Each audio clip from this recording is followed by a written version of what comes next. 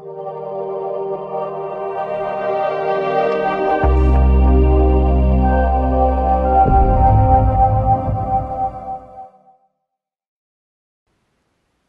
my name is Ryan Asao, and I'm honored to be representing you at the California Association of Realtors as your Region 13 chair. That includes the Arcadia, Glendale, and Pasadena Association of Realtors. At the National Association of Realtors, at NAR, I'm also your RPAC fundraising trustee. There's 2 in the state of California. So I just wanted to give you a quick update about what's happening in the state of California, and then I'll talk to you about a little bit what happened in Washington, D.C. when we had our meetings last month. So first, throughout the state of California, there's low inventory and multiple offers on everything. The interesting thing is there's quite a few marijuana issues that were coming up as well. This is from the regional reports from throughout the state. An interesting thing that just happened recently, that we had our first PACE loan lawsuit. PACE loans are the solar panel leases that people are getting called about all the time. So please educate your clients about what's happening out there, because the seller wasn't able to close escrow because they couldn't pay off or couldn't get rid of the PACE loan, the buyer couldn't close on the property, and therefore they sued the buyer or sued the seller for damages. So again, it's the first of its kind, but we expect to see more about more like that. So definitely keep out and educate your clients about that. It seems like short sales are coming back, so definitely educate your clients. And if you're a new agent, talk to your office, find out more about short sales, because it could be a trend that could be coming up, and you should see some more short sales coming up in the state of California later on this year. An interesting thing that happened recently was rent fraud. The sophistication of these hackers are getting a lot more sophisticated, and what's happening is they're hacking into your email account if you're a landlord. They're copying old emails that maybe a tenant has sent you, and they're saying, maybe you emailed them about a flood that happened in the bathroom or something, and they fixed the problem. They're copying the email so it looks like the email that they sent you before. They actually, from that email, they send you an email from her email address and say, they might be around the holidays this happened, and they said that, hey, I'm out of town, I need some funds.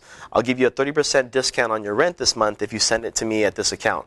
So again, because you see past emails that you had sent that landlord, it looks like it's coming from them.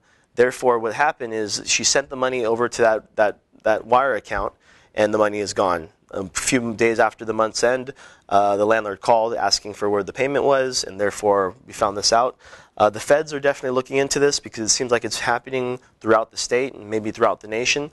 So it's something that just make sure you educate your clients about those type of problems that we're having. Throughout the state of California, we have a big housing affordability crisis. So we are trying to work on things to build more inventory, because it seems like the boomers aren't moving as much. So one of the things that CER has taken the lead on is they started a property tax basis portability task force led by Ziggy Zigarelli. He was our past CER president. It's similar to Prop 90. Many of you have used Prop 90 to sell a property for one of your clients, have them move to a property like or less. So say you bought a property at $500,000 or sold a property at $500,000. As long as you buy a property under $500,000 for the replacement, they can keep their tax base one time at the same amount that they were. So a lot of my clients are, they have $1,500 tax brackets. If they bought the new house, then it'd go up to $6,000 or $7,000. And because they're on a fixed income, it's becoming a problem, and they're not able to move at that time. So what they're doing is, Florida has a blended tax rate. So what we're looking into is 3 different scenarios that we presented to the Secretary of State. They're going to look into the politics behind them, and they're going to give us their best option of what they think that would be best for the state. And then we're going to actually go out there as realtors and try to do it's a great door knocking tool. So we need 600,000 signatures to get this on the 2018 ballot in November. But again, it's something that we're trying to do because the boomers aren't able to move unless they have some type of vehicles like this for them to keep their tax bases low, so the people that are on the fixed income can be able to move out of their properties. So stay on the lookout for that. Again, we are going to be door knocking with it. I know my team is, because we need about 600,000 signatures. For those of you who don't know, in 2020, Freon is going away. So if you have clients that are looking to, purchase new central air units, look into the alternatives, because it is going to become a problem later on. So if they bought a brand new system, a year or two, and they can't use it the year later, it's going to be an issue. So make sure you educate your clients about that.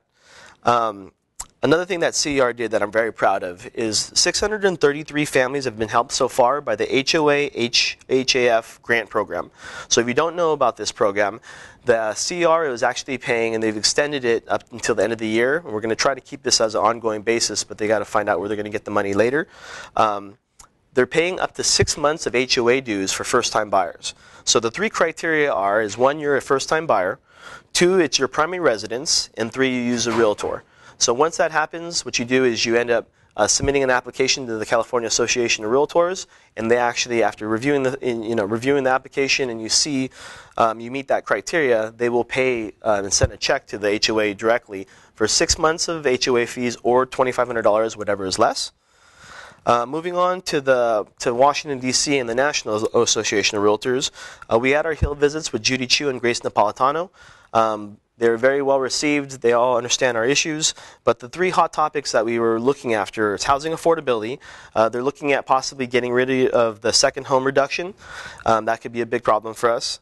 Another thing that we looked into is flood insurance, because that's a big national thing, because they said that 40,000 homes would not be able to close every year if that went away. And that expires in September, so we're urging them to extend it, and hopefully not for just another year, for a longer period of time.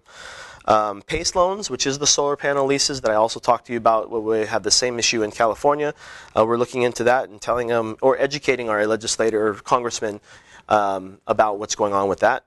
And last thing is tax reform. So again, we do need to make sure that we keep the mortgage interest reduction, 1031 exchange alive. Those are great vehicles, again, for people to be able to buy and sell properties and build wealth. So again, that's my report. Thank you very much. I appreciate your time.